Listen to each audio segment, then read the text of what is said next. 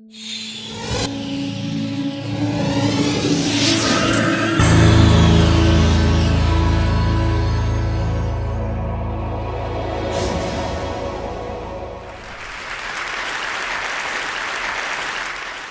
everyone. I'm an artist and a dad second time round. Thank you. And I want to share with you my latest art project. It's a children's book for the iPad. It's a little quirky and silly. It's called Pop It. And it's basically about the things that little kids do with their parents.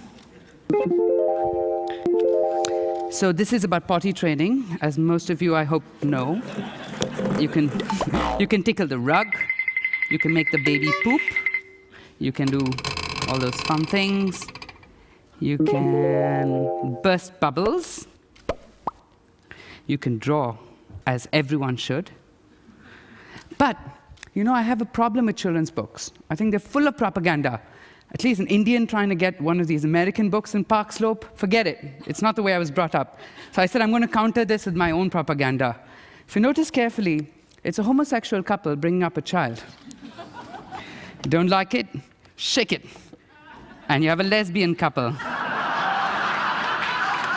Shake it, and you have a heterosexual couple. You know, I don't even believe in the concept of an ideal family. I have to tell you about my childhood. I went to this very proper Christian school taught by nuns, fathers, brothers, sisters. Basically, I was brought up to be a good Samaritan, and I am. And then I'd go at the end of the day to a traditional Hindu house, which is probably the only Hindu house in a predominantly Islamic neighborhood. Basically, I celebrated every religious function. In fact, when there was a wedding in our neighborhood, all of us would paint our houses for the wedding. I remember we cried profusely when the little goats we played with in the summer became biryani. We all had to fast during Ramzan. It was a very beautiful time. But I must say, I'll never forget when I was 13 years old, this happened. Babri Masjid, which is one of the most beautiful mosques in India, built by King Babur, I think in the 16th century, was demolished by Hindu activists.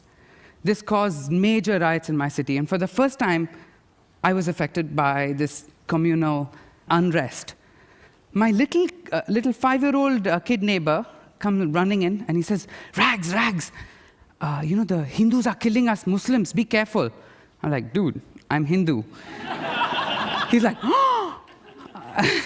You know, my work is inspired by events such as this.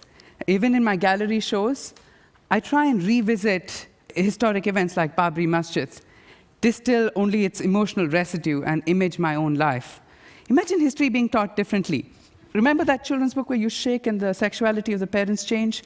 I have another idea. It's a children's book about Indian independence, very patriotic. But when you shake it, you get Pakistan's perspective.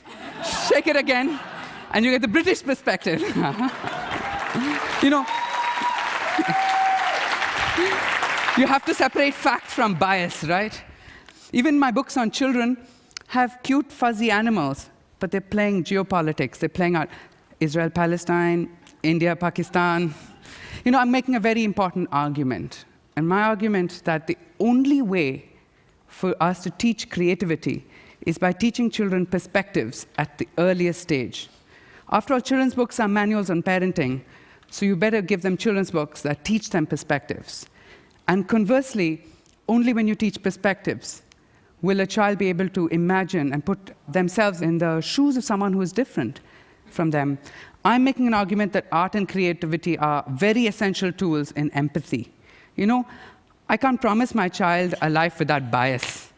We're all biased. But I promise to bias my child with multiple perspectives. Thank you very much. Thank you.